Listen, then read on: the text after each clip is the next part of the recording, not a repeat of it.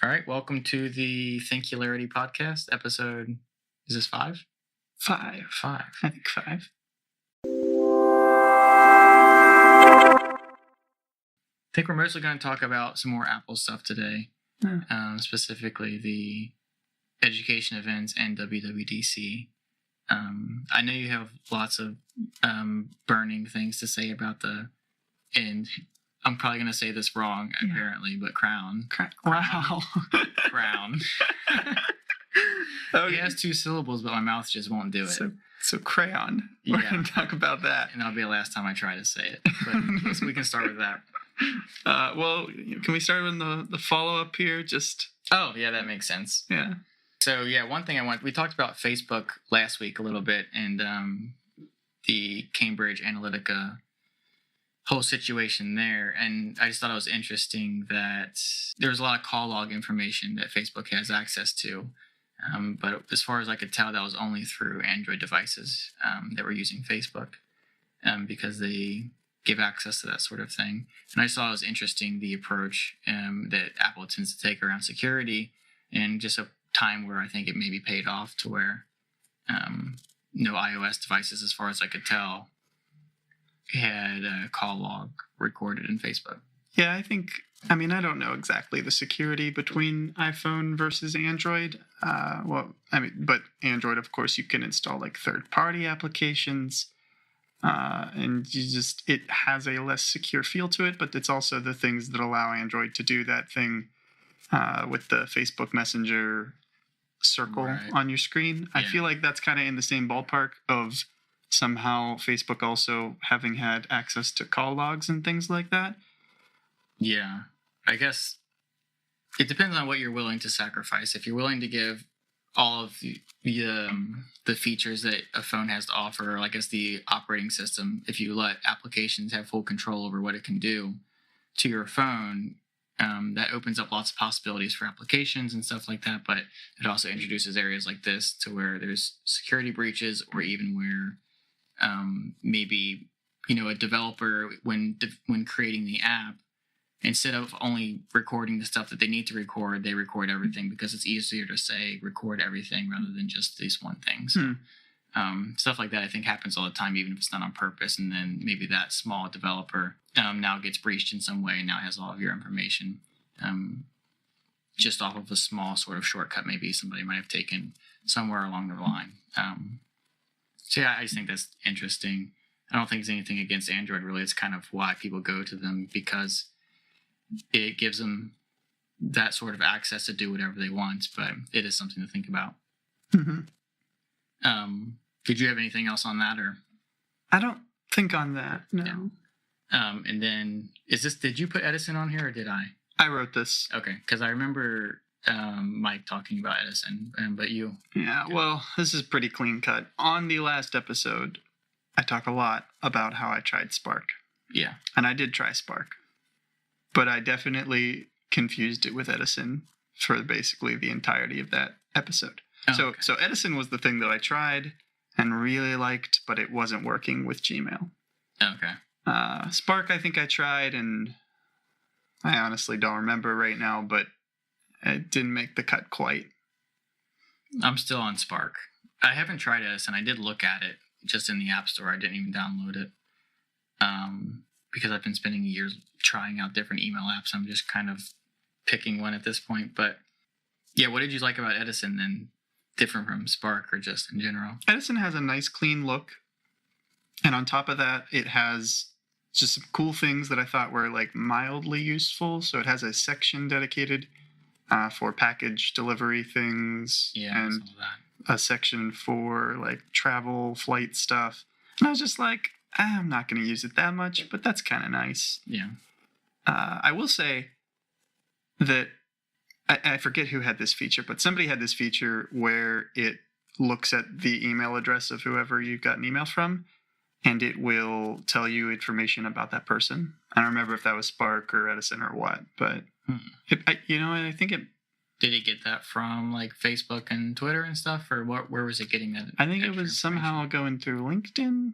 I don't know. Sometimes it was not, a whole lot of information, but it was trying, and I appreciated that, and that's kind of useful for me. Yeah. Just to like, oh, what is the first name of this person, or what is profile picture if they have one. So that's pretty useful. Yeah, it's been a while now, but I used one a little bit ago. I can't remember what it was called. Maybe it was even Airmail, but it did a similar thing to where when somebody sent you an email, you could click on their image and it would have their social links that were associated with that email address there, which I thought was pretty cool. And I think it even did something like automatic section dedicated to when packages are being delivered, when you have flights and things like that, which was cool. But it was one of those things that it was cool when I was looking at features, but I didn't end up actually using it all that often. Mm-hmm.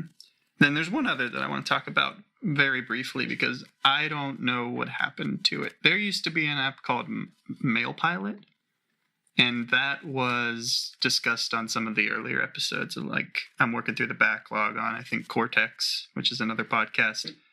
But like, I cannot even figure out what happened to it. It seems like it still has a Twitter account here, like at MailPilot app. But then like it doesn't seem to have a real app that I can find in the store. They have some somewhat recent like posts on the Twitter. It's not completely abandoned. And so from listening to those podcasts, this is kind of like a task, like to-do list oriented and task manager type email client. I've seen that icon before. Yeah. And so it says on here, carbon fiber coming soon. I don't have really a way to tell how like recently that was actually posted. So maybe they're just transitioning to having a thing again, but I don't know. I'm kind of confused by the fact that it still somewhat exists, but not completely. Because there's another one called Mailbox. Is it Mailbox, I think? I don't know. All the names are so similar. It's hard to remember. And it was really like clean looking, and I think maybe Google had something to do with it. But it just flat out disappeared, and I accept that. But MailPilot, like, seems to continue to exist in a really vague way to me. Yeah. So I found an article from MailPilot. The title is "What Happened to MailPilot?" What did happen to MailPilot? Says every week I get a handful of emails asking how can I download MailPilot. Unfortunately, you can't, but right now. But fortunately, you will be able to soon. So I guess they're doing an update. Is there a date? This was posted in November of 2017. I wouldn't consider 5 months from then soon, because it's still not live apparently, but apparently it's going to be eventually. But apparently, yeah, it looks like it was released 2 years ago, and they haven't done a ton with it, according to this. Yeah. But yeah. Okay. I kind of use my app, like my email, kind of like a to-do list in the sense that, like, it's just in the way that I use snoozes. Like, like we talked a little bit about Do, which is my to-do app that I use for everything, where everything, I like everything to have a date and time that it's due. So that I do it right at that time. Similar thing with my email. I'll just snooze it until I feel like I need to deal with it. And sometimes that is batching them together. So if I have like 3 or 4 things I need to do in email, I'll snooze them all until tomorrow and then deal with them all when they all come up at the same time. It's not a bad way to go about it. I haven't gotten into the rhythm of like using the snooze, but it's certainly like a feature on the rise. Yeah, I use it constantly. It's I either archive it, I snooze it, or I deal with it right then, so that my mailbox is always empty. So a snooze is a big part of that workflow, because sometimes I'm just, walking down the stairs or something and check my email for half a second. I don't want to reply to something right then, but I also don't want it sitting in there and getting backlogged with a million other emails. But yeah, let's go ahead and get into the education event. I have a few things that I thought were interesting, not only for education, but some cool features that I think might trickle into the rest of the Apple ecosystem that might be cool. And then we can get into the word that I can't say. So the first thing I wanted to talk about was shared iPad. Did you see that? Yeah, I did. So basically what that was is that it's for classrooms, and they have, say a classroom has 10 iPads. Any student can walk up to an iPad and grab it and log in with their name, and then they have all of their apps all of their documents and homework and all of that associated with it, which is really cool for the classroom. I would have loved that as a kid. But I also think it's something that everybody I think has been waiting for iPad is able to log in as different users. And it seems like the first step into something like that. So maybe we have an iPad at my house, or maybe a few iPads. Either myself or my wife can just pick one up, and we have it set up the way that we like it to be set up, with all of our stuff logged in, and with all of our documents and all that we're using. So it looks like right now it's only for education, but we'll get into this a little bit later. But maybe that'll be something that we'll see in WWDC also. Yeah, so I'm just going to overarchingly classify this event as very strange. So just to take a step back very quickly, this took place in a high school. It was not live streamed for the first time in a long time. And then this thing with the iPad. So we're going to see some other things that are like education exclusive features that would definitely benefit other people. And so it starts off with this iPad that only educational institutions can use to switch out. So I find this strange because this is a long overdue feature, right? Yeah. If you're just from a design perspective, if you've got a device that is clearly not meant to just be for one person, iPad, right? Like, its probably biggest role is to hang out around the house and be used by at least two people, right? Yeah. So you'd think, like, roll that out the door pretty quickly, but it's, what iPad generation are we on? And that's still not a default feature. And if anything, it seems like it could, if you were going to roll that out somewhere, maybe it would wait to go to the education system, and first it would go to general consumers. Yeah, like after they prove it and like actually beta test it with a lot of people, because if you're going to use that as a selling feature for schools and it doesn't work, like, you want it to work. If you're going to start targeting that market more heavily. Yeah, and you want it to work for your consumers too, but I just think, like, schools, you're going to have, if it doesn't work, the kid's going to be like, why isn't this working? The teacher's going to be like, I don't like, and you're just going to have chaos. Like, yeah, and but it's less of an issue if it doesn't work for like you or I, though, because we're not going to not use an iPad because of that. But if it doesn't work for a school and it does work on like a Windows machine, and if the first time it doesn't work, they're going to have that bitter taste in their mouth, and they're going to switch over, and it's going to be harder to get them back for a second try than it would to just get it right the first time. But it doesn't seem like a super complex feature, but it's also like, like you said, we've had the iPad for 10 years or whatever, and it's just now starting to become a thing. And I kind of had this later on, but something I think would be really cool is, so we have Face ID in the iPhone. If we had Face ID in the iPad, then I just pick up the device. I don't have to log in as anything. It knows it's me, and it logs in under my profile. But if my wife picks it up, it sees that it's her and logs in under hers. Yeah, that would also be just really cool and fairly low barrier to actually make happen. Yeah, going back and watching the event, there's a couple moments. They switch out a bunch of speakers, and some of them aren't as comfortable as others, and it just has these little awkward moments. And I remember when I watched this, one of the awkward moments for me was, I was like, they said it was under a minute to switch profiles, and I was like, ooh, like, that's better than, I guess, like like Windows XP. So that's when I was in school, like clunky, very cheap, boxy ThinkPads that probably took like 20 minutes to switch profiles. That's pretty bad. But by modern standards and compared to a Chromebook, that 1 minute to switch, I don't know, maybe it's significantly under a minute and they were just not emphasizing it. But that doesn't seem fast to me. No. So I didn't watch the whole event. I just watched bits and pieces of it, and I didn't catch that. But yeah, under a minute, that's not a thing to brag about. I feel like that needs to be, you just log in the same login field, and it logs you into whatever the account is. Well, I'm trying to imagine what an iPad could do you can restart that thing probably in a minute. So it has to be comparable to that. And maybe it does have to restart. Maybe that's what it does. Or like reboot in some way, even if it's like a soft reboot. The screenshots that they showed was, at least maybe I'm thinking of the wrong one, but it was just a bunch of circles of all the kids' faces, and I would assume you tap one and you log into that one, but maybe I don't know what could be used up in the rest of that minute.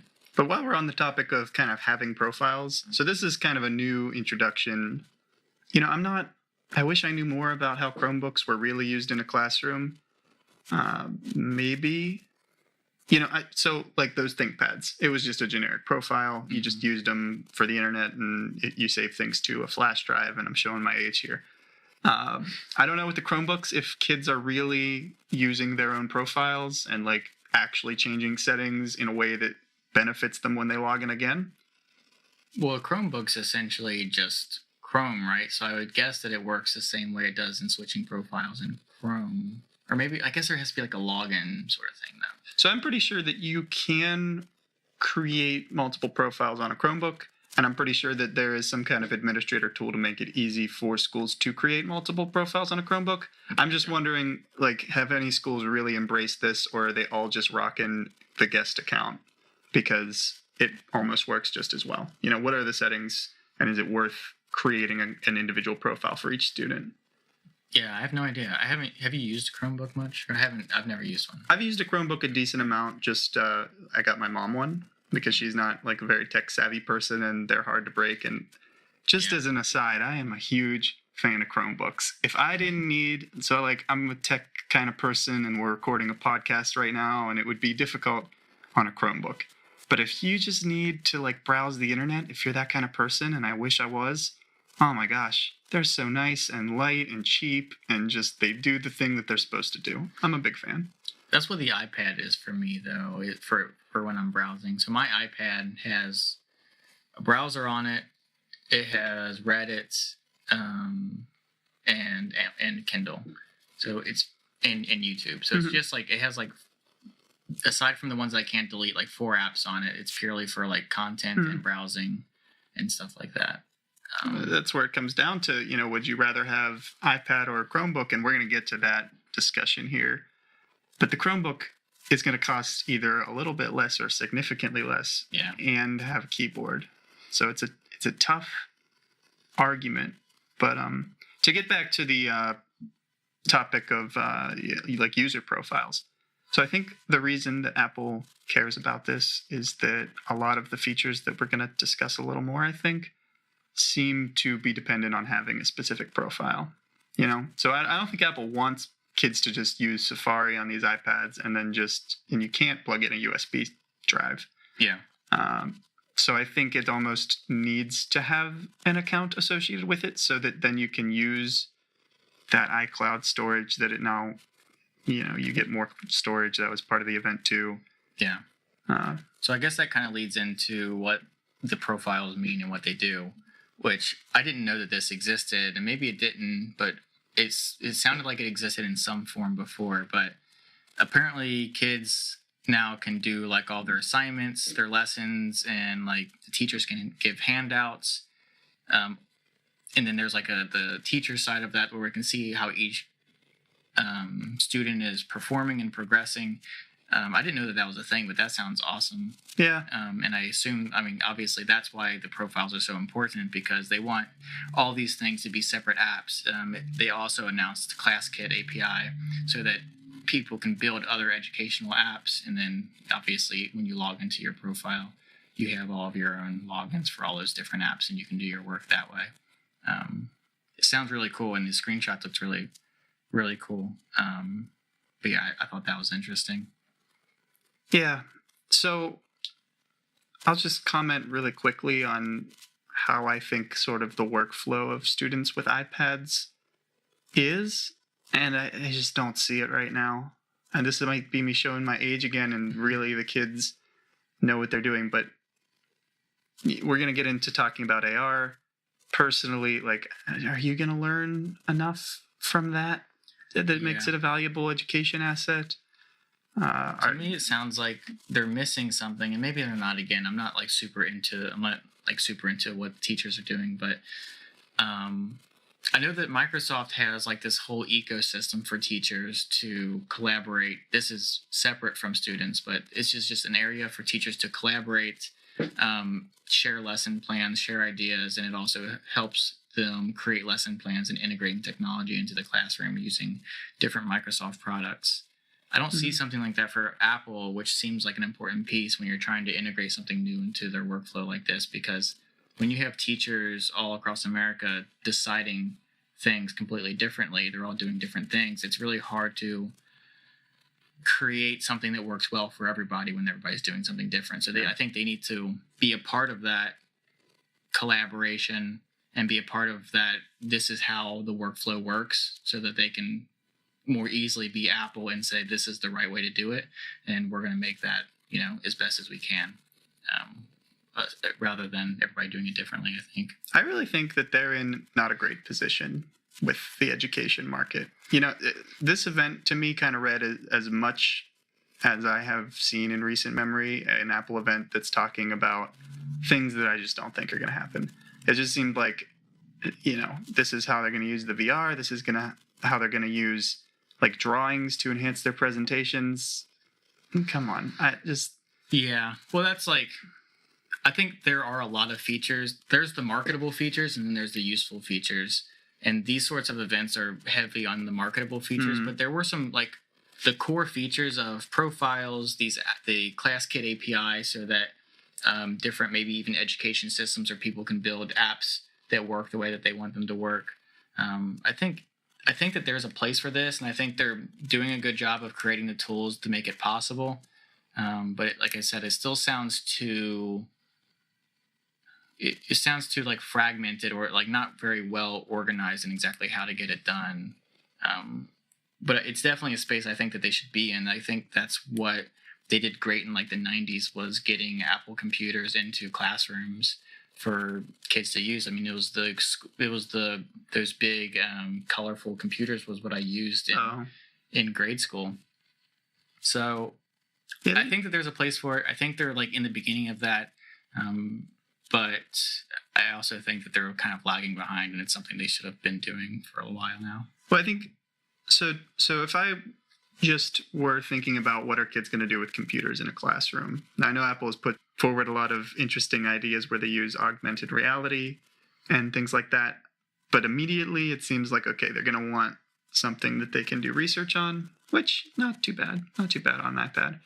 But then they're going to want something they can write on. And it just seems like, I know you can pair it with a keyboard and things, but the price goes up. It's already expensive. Yeah. You've got a tough sell compared to the Chromebooks. And some people I think have kind of considered this like the high end, like more expensive. Like if your school can afford it, do this. But I don't know if it's there yet to be even worth paying the extra money for. Yeah. If I were like running a school, I wouldn't use this probably, I don't think, so the whole AR stuff is like very, very early. And the problem with AR is that the issue is that it's a novelty feature in most cases. A lot of the times it's easier to have a 3D model that you can manipulate on the screen rather than having to walk around it. So AR apps are very rarely the best use of how to get the information they're trying to get across. I would focus more on the automating things like grading tests. Like those are no longer sheets that are handed back in and hand graded. I think it's the efficiency of just a computer that it creates to do things, like I said, grading tests, reading books, but handwriting notes and stuff. I don't really even see that really happening. I'm seeing it more of a larger picture kind of thing. I think that's like by far the best thing that it does for education. And I don't think that a lot of kids are going to sit there in class and take notes on their iPad. And if they do, so what is the extent that you can lock these things down so that the teachers know that they're not screwing around? Right. Yeah. Because even if they're just in the Notes app, they can be screwing around. Yeah. I mean, more so than a piece of paper, I think. Probably shouldn't be like just wide open Safari on these things, because then kids are never getting anything done. But if it's locked down to the point where this is the iPad, the only app that works is the one for your, science test. Yeah. Take the science test. I don't know, maybe if the teacher can see their notes and things, but I know that they can. So they showed some screenshots. Could see the notes if they took notes? Maybe not notes specifically, but they can see like if there are different worksheets or maybe lessons. Like maybe they're like whole quarter long lessons, and you can see where they are and how they're doing and as they go through. My question to that is is this real content? that teachers are like, if I were a teacher, I guess, because I can't use this stuff not being an education person. But I don't like. I'm not convinced that these things are real even for teachers right now. Can they use these features at the moment? It doesn't sound like right now. No, as far as I know, I didn't. Like I said, I didn't watch the whole thing, so I didn't hear anything about like release dates. Yeah. But looking through their sites, there are lots of pieces that say like coming soon. Like I think the infrastructure is there. I don't know that anyone that is not Apple, like a third party, has actually created that content yet. No, yeah, I don't think so. And something else I just thought of. So obviously, it allows you to give handouts and quizzes to all of your students, but maybe it being in a form like this allows for more personalized education to the point where, halfway through the semester, you can see that one person is struggling in one area, one person is struggling in another. The system can adapt to teach them and focus more heavily on where they're struggling. Yeah. Or even challenging people that are doing really well, challenging those kids more so that they're not just flying through class and getting, not so they're not getting A's, but so they're actually being taught things at a more personalized level, whereas back when we were in school, it's like everybody gets the same scanned handout. Yeah. Well, I think, it definitely seems like they're looking towards the future. I don't know how well they've really planned out the future and how definite it is. But so right now, to recap here, they've got, I think the best thing you can do with an iPad is notes. I don't see 30 kids sitting in a classroom taking notes on 30 iPads. Maybe it'll happen, but that's the strongest thing. And I think that doesn't really work. And they certainly didn't, I don't think, talk about it very much. iPads are great for consumption, just in general. And so that's, unless you're going to have the kids sit there and watch like a video or something, or maybe there's some kind of interactive thing that goes along with the lesson, but that's not implemented yet. iPad loses its consumption advantage. These are like the two big things that iPad is for, right? Consumption and note-taking.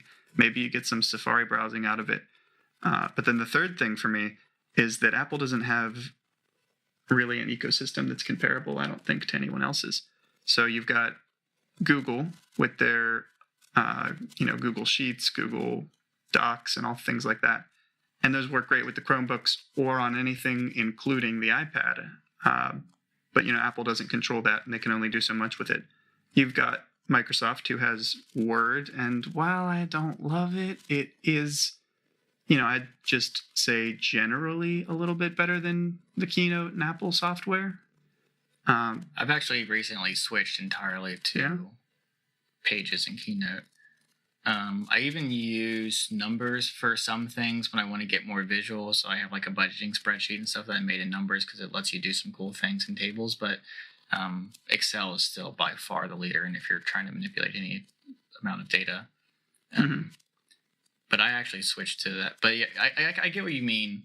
But I still think that the strength is not in the note taking. I think the strength is there needs to be some sort of piece of technology that allows teachers to give personal and introduce these efficiencies of a computer grading things instead of them. And Apple just needs to be involved in that conversation and make that as easy as possible. But I do think that where they seem to be falling short, and maybe they just haven't announced it yet or whatever, but is in helping schools actually do that. Yeah. Yeah, I think their plan right now is the long con and kind of slowly overtake the Chromebook. Yeah. Yeah, and they at some point they emphasize that it's more powerful than a Chromebook. I don't know. Does anybody care? I don't know. Yeah. Like, it doesn't seem like that matters. Yeah, and again, maybe I don't understand the education market enough. Maybe they are direct competitors there. But in the way that I view them, at least in what they were talking about in the presentation, the sorts of things that they wanted to do, it just didn't seem like Chromebook was their competition. Maybe it's maybe the iPad's competition, but maybe not in education. Maybe it is though. Well, they mentioned Chromebook a couple times on stage, and I think Chromebook has pretty decently taken, like who even would be the competition for Chromebook then? Like ThinkPad, because they certainly took ThinkPad. Yeah. But I think Apple, I'm trying to imagine how this goes down. Apple walks into a school and they say, hey, we've got these iPads, and the school says, oh, how much are they? And Apple says it's $300, and then the school says, so how do the kids type on it? And they say, well, you got to buy this extra keyboard thing that attaches to it, like awkwardly, kind of, and it's just not this whole complete system that we designed. And so now you've lost your Apple advantage of the branding because it's got some third-party, Logitech keyboard case thing. And then I don't know. And then they say, oh, at least they can write with it. And then Apple says, no, you got to buy for that. Like, you got to pay for that pencil too, or the crayon. I did think it was funny that it was like the iPad is $330, and then for educators it's $300, $30 off. It's like, that's not really a discount. Well, when you're buying a lot of them, maybe, but still, when you're buying a lot of them, I don't know. I feel like if you want to infiltrate like the education, like be a big like player in the education space, like you gotta, I think, sell like closer to what it cost. I think you got to cut your margins more than $30, but maybe they know what they're doing. But just $30 discount doesn't seem like a whole lot. Yeah. Which maybe it is. It's like 10%, but okay, let's talk about this. I'm just gonna call it the stylus. What happened to? Did you have more on AR? Or? Oh no, I really just wanted to talk about AR in the sense that I don't think AR is very useful right now in any meaningful way, because anything that you build in AR could be done better or not in AR. Yeah, they should. Their example, they had a couple, I think, but the example that I remember right now is you could see a painting like in a museum. Yeah, but again, you could see a painting in a museum just completely in 3D. And I was like, out of it. Even 2D, even just put the scan of the painting in there 2D. I don't know. Yeah, maybe you get some like childhood magic type thing, and the kid's just completely enamored by how this painting appears to be in the room. Yeah. I think AR technology is important for 10 years from now when we have like heads-up displays.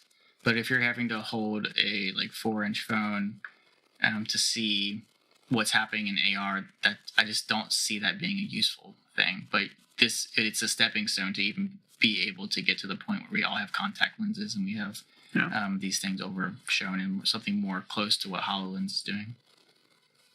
Okay, you want to talk about the crayon? Let's do it. So I just have a laundry list.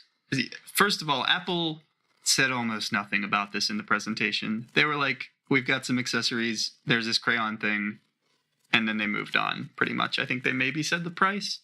But looking at it, on Logitech's website, there are a lot of just, again, this weird and kind of interesting things. So first of all, this is another thing that is education only, which is probably really good. I mean, that was probably a good call for them. So why is this different from? How is this different from the pencil? I know nothing about this. My understanding right now is that, I'm certain that Apple worked with them. I'm almost certain, right? Because it has the compatibility. I don't think you couldn't have made this without Apple's cooperation. Well, when they talked about it, like I said, I just watched bits and pieces, and they barely, at least in what I watched, they skimmed over it, and I thought it was just basically a grip for the Apple Pencil. You stick the Apple Pencil inside this thing that makes it fatter for kids' hands. That's what I thought it was when I saw it. It's its own thing.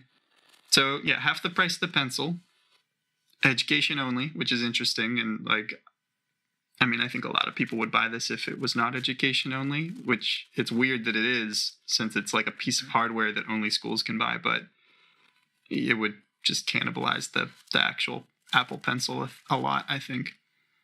The next thing that I find interesting about this little product is that Logitech has not even branded it with its own branding of Logitech. It just says Logi, which we talked about a little before the show. I don't know if that is their education or kid branding or what, but it's just interesting to see them chop their own branding off. Yeah, I haven't seen that anywhere else. But so that's kind of interesting for it to be, and it's even it is technically called the Logitech crayon, but then just says Logi on the thing itself, which I find kind of odd.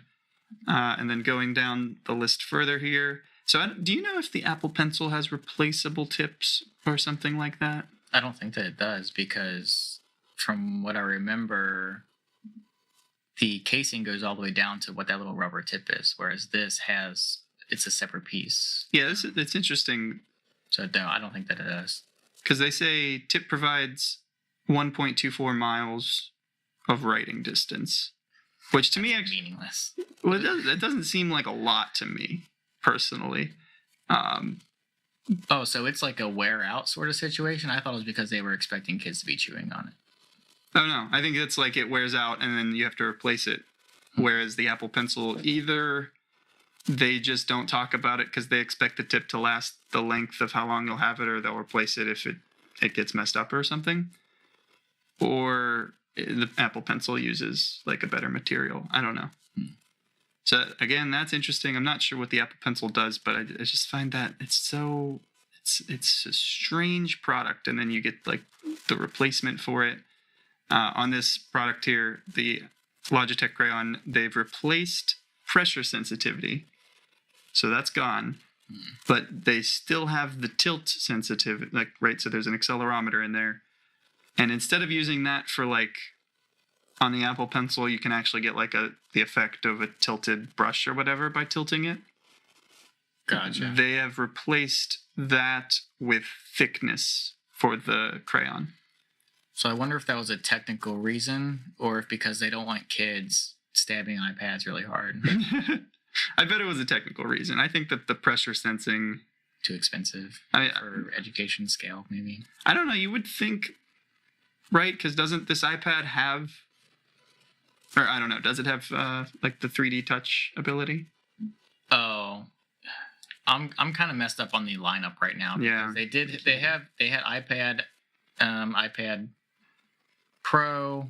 It might not. And then they had like the regular iPad. Then got the Apple Pencil support. I don't know if they're still making one without. I have no idea really. Regardless, I'm pretty sure that the Apple Pencil doesn't rely on that for pressure sensitivity. Like it has its own mechanism within the pencil. They might have just also done it for like battery reasons. I don't know. But it's really interesting to see that. And you kind of get the same effect because when you tilted the Apple Pencil, you got a thicker line anyway. I thought it was more of a shade. And then... Yeah, it was like a shade, but it's kind of like thicker as a result because more like lead is exposed or whatever. So that's interesting to see that change.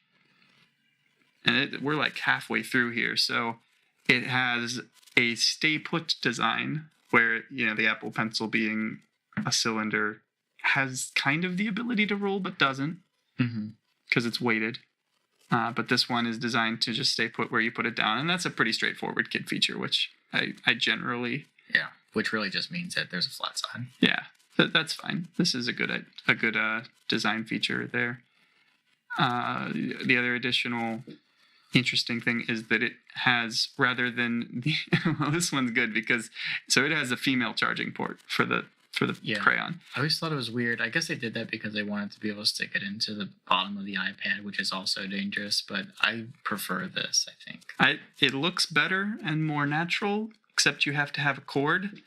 I think this is exclusively done because the kids would just break the...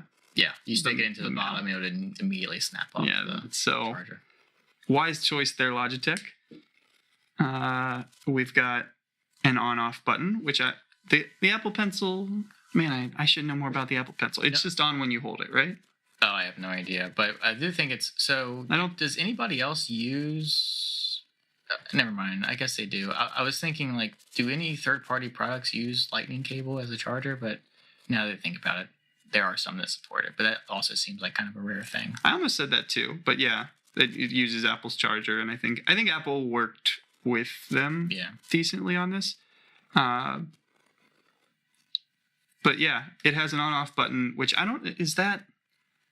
Because, you'd think that the Apple Pencil, knows when it's not being used and it smart manages. I'm pretty sure that it doesn't, because I've played with it in the Apple Store before, and there's no buttons. There's nothing on it moves in any way aside from where you charge it, but even that's just like the cap or whatever. Well, it's kind of an interesting choice, and I think that one just is going to boil down to battery life, because they had to add a button and all for this, which is just kind of annoying, right? But I don't know. I think that one probably just came down to having more battery life. And then, so then with the button, though, you also get the battery indicator. So the Apple Pencil not having any battery indicator, this one does. And you get like a little blinky LED to just differentiate whether you're like under 10% or somewhere in the middle or like almost fully charged. So did they talk about, so what makes the Apple Pencil great is its latency on screen. It's not if you draw a quick line, the line's not half a second behind where your hand is. Did it do any comparisons to that or say it's just as fast or just as responsive as Apple Pencil, or did they not touch on that at all? I don't think they said it. I know I'm looking at the page here, and I think somewhere it said very low latency, so I don't think it's like a big issue. I think it might actually be like exactly the same. Okay, it might be Apple. They're doing some special stuff that allows them to have such low latency that other third-party people can't do, but maybe they can for this partnership. The other thing here is that the cover for the top of the pencil of the crayon is attached, so you can't like lose it. That's a kid feature. That's good. The last thing that is interesting to me though is that this thing says compatible devices, iPad 6th generation 2018 release, and the iPad Pro is not listed as a compatible device. So it's only compatible with the one that came out the day that this was announced? Yeah, unless they just didn't write it here, but it feels like it might not be. I wonder what they would have changed to make it like I'm trying to get hints of this and then what they're going to talk about when they release next generation phones and iPads. But I'm not seeing anything with this pencil that would lead to like not supporting anything from last year. I think it might just be, so it obviously has to support the Apple Pencil, because if the schools want the fancier thing, and it's older technology, so you build that support in pretty easily. But it might be that when they created the crayon, somehow it would have just taken a lot of effort to make that work on an iPad Pro, and they don't expect schools to be using the iPad Pro all that much anyway. Yeah. So there might have just been a technical thing. So this is for the entry-level iPad, though. That's what it is. And they're like, you can't get this crayon without being a school, right? Gotcha. So, and that's actually another question there is like, so what about like a college student? I don't think so. It seems like you have to have a partnership with like a school. Like you have to be representing a school or whatever. Yeah. And not just enrolled. If I'm on eBay. They'll get out there. They might end up being like a really rare and sought after piece of technology. It'll be one of those things in 5 years when like, remember when Apple did this? Yeah. Well, it's like a Logitech product, though, so you can't even really hold it up as this like weird Apple product from the past later on. That is kind of another weird thing is with these partnerships that they're doing, like they did with LG and the displays, and now they're doing this with Logitech. They seem to be a lot more third-party friendly, at least with some hardware pieces that they don't feel like making recently. Yeah, I don't think I would be very comfortable if this said Apple on it. It honestly might have been like Apple pretty much designed it, but they were like, we don't want this in our lineup. Who wants to make this for us? That we don't want like something covered in rubber and for kids in our like sleek moderns website. Yeah. So that might be a bit of it, but I would be really interested to know how Logitech and Apple worked on this project together. Yeah. And then, down at the bottom of the webpage, they also have this like really boxy looking, what is this called? Rugged Combo 2 case. Oh yeah, I saw them. I saw when they mentioned that. It looks like there's a mount for the. I'm just gonna call it the pencil. Yeah, it has a spot to put the pencil. Okay, so let's ask, if you were a school administrator right now, okay, well, what would you be doing? Well, I am very biased towards technology, so I would have something in the classroom. I don't think I knew entirely enough about exactly what the iPad's doing differently that I would get it, because in this case, I'm a school administrator that also has to think about what we can afford to buy for 100 students or whatever. if I can get Chromebooks for like $100 a piece as opposed to this for $300 a piece without knowing anything else, that's pretty interesting. That I can either get everybody can have their own Chromebook, or we can share iPads, or I can just save money. I don't know. It just seems like a much larger barrier to entry. So without knowing anything else, I'd probably go Chromebook just for that, just understanding a tiny bit about school budgets. But there's also maybe some efficiencies made in this here in a couple years once people get a hold of the ClassKit API. That can really automate lots of things and make the teachers' jobs easier, then maybe it's worth it.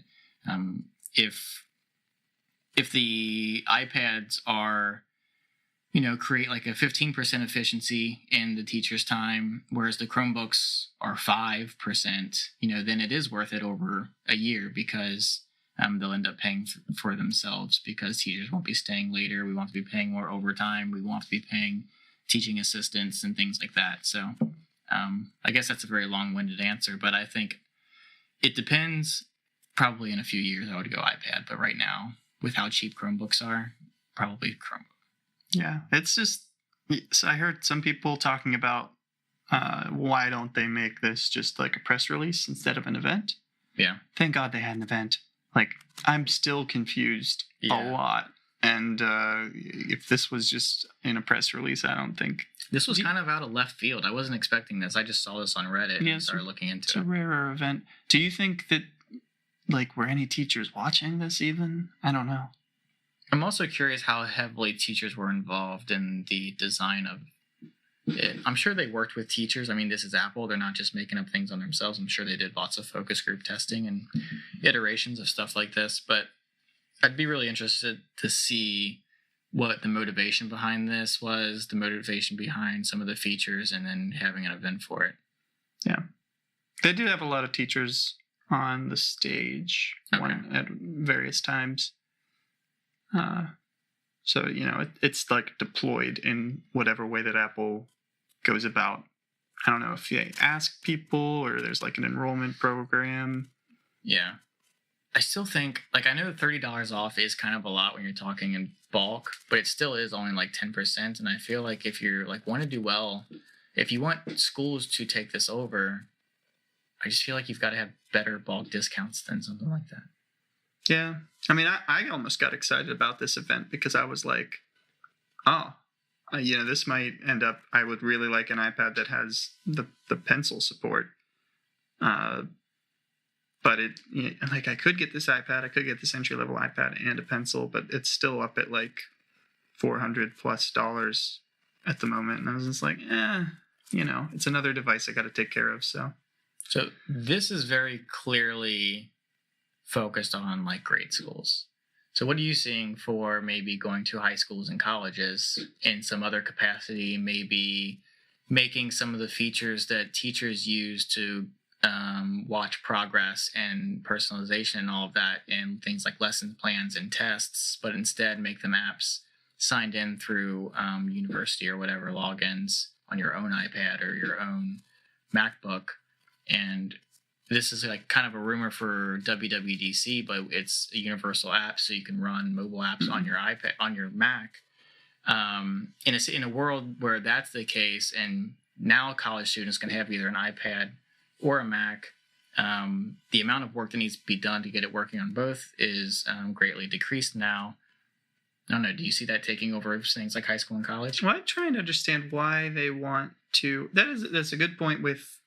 I've mostly been framing this as high school students because this event took place in a high school, and it's just kind of when I used computers, and I don't think I used computers at all, not in high school.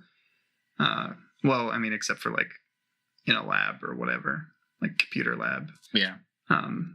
But it's interesting, what is the motivation to take apps to the Mac, right? Doesn't that seem like sort of a step in the wrong direction if they think that iPad is sort of the future? Well, I guess my point there was that instead of making these devices that the school owns, it can now be a device that a student owns and they can choose.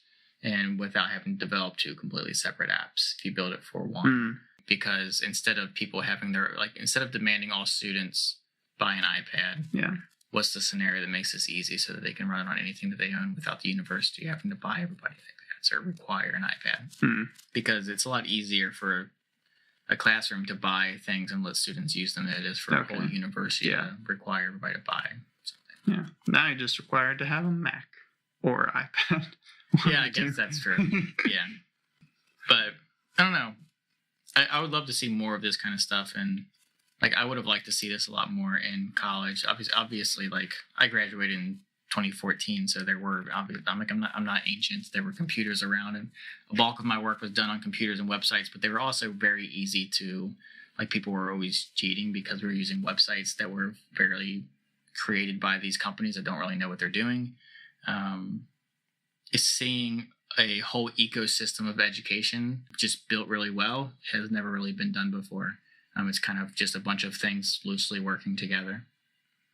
Yeah, almost to the point that I could almost imagine someone that's not any of these giant companies coming in and taking the education market. Yeah. That's how bad it somehow has been a little bit neglected. Like if ThinkPad got their game together, they could almost compete just with devices that were like made sense for the classroom and were affordable, because they would just be very specialized. This iPad it's not designed for a classroom. It has accessories that are designed for a classroom, and it has one little modification that makes the pencil work with it, but it's the design of the previous iPads that were meant to be luxury products or whatever being kind of shoehorned in a classroom. Yeah. I mean, this is a real software problem, and I think this is like an area that, like, a big opportunity for like Microsoft to really own and create an ecosystem for, because I much more easily, or I guess Google also, but I much more easily see them create applications that work on both Windows and Mac and Android and iOS than Apple doing that also works on Android and Windows. Yeah, I think they could do well. That's interesting that Surface isn't even in this conversation, the Microsoft Surface, right? Because isn't that a really good potential application here? But I don't think. I mean, they made the MacBook. No, what is it called? The just Surface Book, I think. I think so. No, I have to think about it a lot because Surface. You talk. Oh, that didn't even work. What though? Were you talking about the one with like the really cool metal hinge? Not the cool metal hinge, just the ones that were like almost targeted at students, but I think it was more like college students. Okay. It was meant to be a competitor for MacBook, just the regular 2015 MacBook, I think. Just the Surface laptop is what it was called. Yeah, that's what it was. Gotcha. Surface laptop. But those are also very expensive. They're at the price of the MacBook, so yeah, it's not really competing. All right, I think that's all we have on the Apple event. As of recording this, we just now have our first episode live. So if you're listening to this and you've liked the episode so far, it'd be great if you could review us on iTunes. That's very helpful. We also have other things, but nobody's there yet, so we just won't even plug those. But if you could review us on iTunes, that'd be great. All right. Let's wrap it. Let's wrap it right there.